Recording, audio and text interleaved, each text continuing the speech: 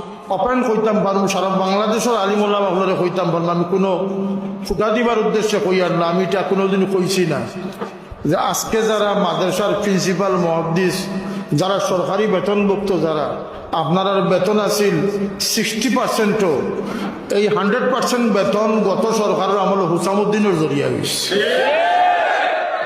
আমি এক মুহাদ্দিসের যেগুলো আপনার বেতন কত 56,000, এই বেতন সর্বোচ্চ ফাইলারে তাই 22,000। এই বেতন বৈষম্যতা দূর করার পিছনে সাজেশন এবং সংগ্রাম হইল গিয়া আমরা কথা বুঝাইছে নি বিষয়টা। আর এই বেতন খারাপ হলে তখন আমার জিন্দাবাদ দিছে। আর এখন যে আত্মী যখন ইয়ত পড়ি কুয়াত পড়ে যায় তখন ব্যাঙ্গেও লাগছি আগে।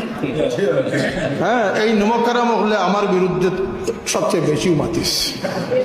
কিন্তু লক্ষ লক্ষ শিক্ষক হলে বেতন খাইতরা আর তার কোটি কোটি ফ্যামিলি মেম্বার বাসিতরা এই রিজেকের মাঝে আল্লাহ পাকে চাইলে আমার সওয়াবের অংশীদার বানাই।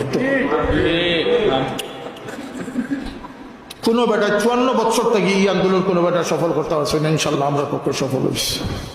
এটা কোনো গর্বর কারণে কইয়ার না, সব নষ্ট হয়ে যাবিতা মাতিলে কিন্তু কথায় কথা টানিয়ে আনছে।